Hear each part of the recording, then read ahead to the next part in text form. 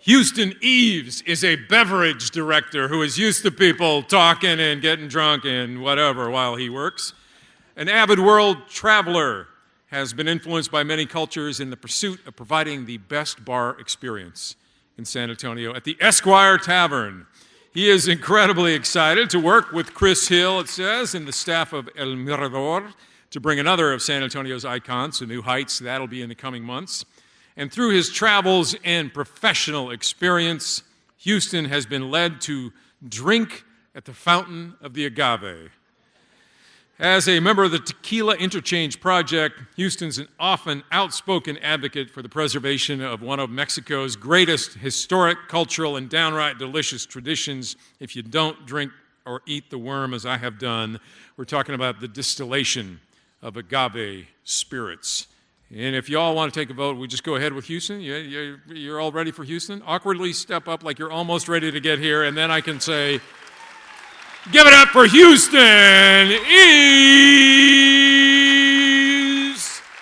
Thank you, sir. Thank you. Thank you guys very much for giving me the time to talk about something I care about.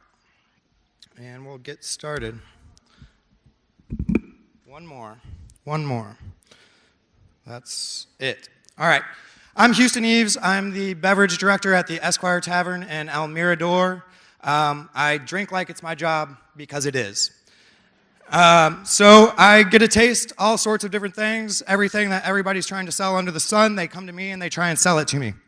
The one thing, well, there's a few, but agave has been the one thing over the past few years that has really stood out to me. The culture surrounding it, the taste of the actual spirits, and the people involved in the industry itself are just amazing. So agave is vida. Agave is life. I think it's really incredibly true. These plants spend more time in the ground than any other thing that you're ever going to be drinking. 6 to 40 years for an agave to reach maturity for distillation. So we're going to get a quick little lesson on tequila versus mezcal. All tequila is mezcal. Not all mezcal is tequila. Hopefully we can all remember that. Tequila is a category of mezcal. This illustration here kind of demonstrates that. So we're not going to get too into it. There are a lot of laws and legislations kind of governing the distillation and distribution of tequila and other agave spirits. But for right now, we're not going to get too much into that and just understand that tequila is agave.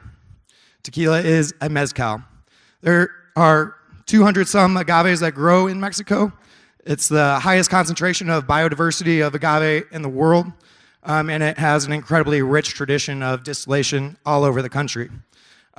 Tequila specifically is made from one type of plant, the Weber blue agave in the Jalisco state.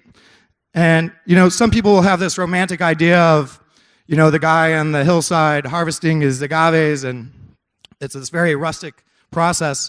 But unfortunately, that just really isn't the case anymore. It gained its reputation with the rise of the steam engine and the Industrial Revolution in the mid-19th century. Unfortunately, the companies that brought it to its recognition, Jose Cuervo, Sauza, Herradura, these companies that really gained an amazing reputation for this world-class spirit, have gone the way of the dollar, or the peso as it were, and are just extracting as much of the plant as possible, producing them in ways that nobody really wants to drink this stuff if you're really enthusiastic about what you're consuming.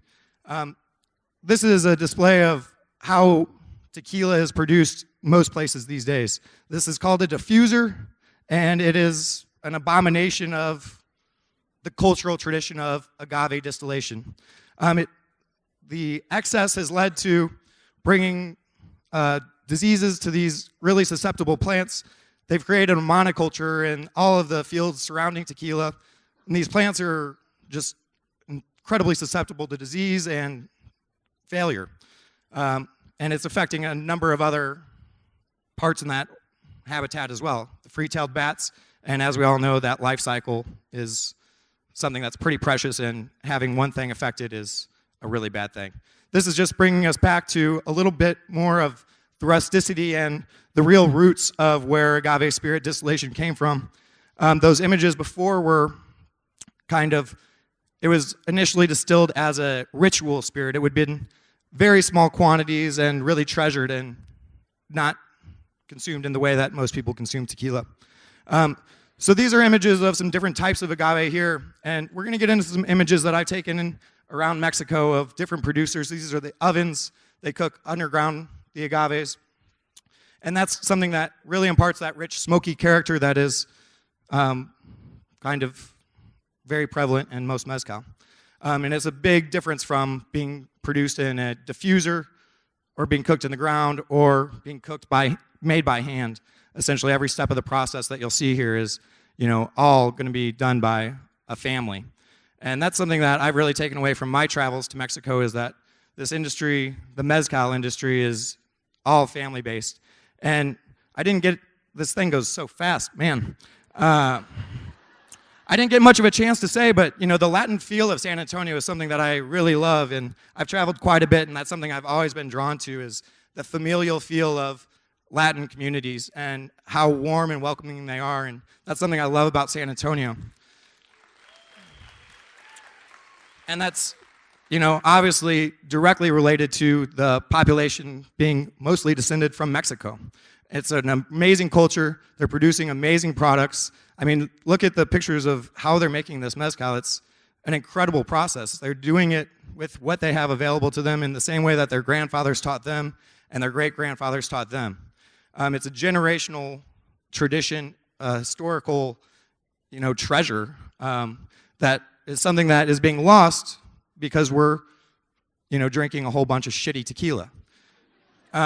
So my point here is that we should really be embracing what San Antonio is about, the Mexican-American familial element, and that we can drink better. We can drink really great stuff. We can eat really good food. We certainly do that. And just think about what we're drinking a little bit more and, realize that if we continue on the same path that we're on, it's not going to be something that we're going to be able to share with future generations. And if these guys aren't able to continue producing this stuff because these large producers are pushing them out of the field, no one's going to be able to drink this stuff in future generations. And it would really be an incredible shame if we weren't able to share this stuff with the world. Just getting back to San Antonio, this place is incredibly Mexican. I'm not. A lot of my friends will say that I'm the most Mexican, non-Mexican they know, but I think it really speaks to the Latin feel here, and I really would love to see San Antonio as a place in the country, in the world, that really knows how to drink well and drink great mezcal and not be marketed to quite as much. This is just a classic kind of Oaxacan phrase, para todo mal mezcal, para todo bien mezcal, también. There's no remedy, drink it, never mind. Drink 1.5 liters. No, you have to finish that thought. Never mind. No, you have to finish that thought. Para todo tomate mucho. See, I don't know. Tomate 1,5 litros. Yeah, that's what I said. Okay, gracias, señor Houston Eaves. First of all, what is the difference? Like I said, I had an unfortunate experience eating the worm. That was mezcal. What's the difference in not just how it's made, but, okay, just name off some of the crappy tequilas compared to what's good. Cuerzo, Sauza, Herradura. Wait, that's good or crappy? That's not what you want to be drinking. Okay, what do you want to be drinking? As far as tequila goes, there's a whole bunch of great producers. They're all going to be predominantly in very plain-looking bottles and not all about the bottle. It's more about what's inside it. But some of my favorites are Siembra Azul, Tapatio, Tequila Ocho, Fortaleza. Dude, we got a posse here for Fortaleza. Okay. And what about, there's some, I believe now in the States and even in Texas, there's some tequila. Yep. All right. That was what I thought. And what is the difference between a beverage director and a mixologist? Not a whole lot, I suppose. I've always, had a little bit of disdain for the term mixologist, just as it's somebody who creates recipes and then they're done. So I'm not spending nearly as much time behind the bar these days making drinks and bartending as much, but I do get to kind of guide the direction for what you guys are all drinking when you come into the Esquire, and just sharing my passion for drinking really great stuff and hopefully distilling through the crap so that you guys can drink really well as well. And all right, it's in El Mirador. How is that going? El Mirador is an incredible space. The people that are over there are just amazing. The Trevino family built it for 40 years into an incredible kind of icon of Southtown, and their food is fantastic. The space is amazing. The people are incredibly warm, and we're just going through a little bit of menu change sort of process, and kind of trying to amp up some dinner sales and a little bit of mezcal. And the last quick question: you talked about how to consume tequila. Should I just pound a couple of shots down? Should I sip it? How do you do it, and what do you drink it with? So that if you want to be hip in front of your friends. Well, I don't think there's necessarily a wrong way as long as it's good tequila. As long as you're hanging out with friends and drinking and enjoying yourself, I think that's really all it's about. Correct answer. Give him a hand. Thank you very much, Houston Eaves. Honorary Mexican, I think you get for that. And thank you, by the way, for being the first after the break, because that took some guts and a loud voice, and obviously a guy who's worked in a bar to work the room after that.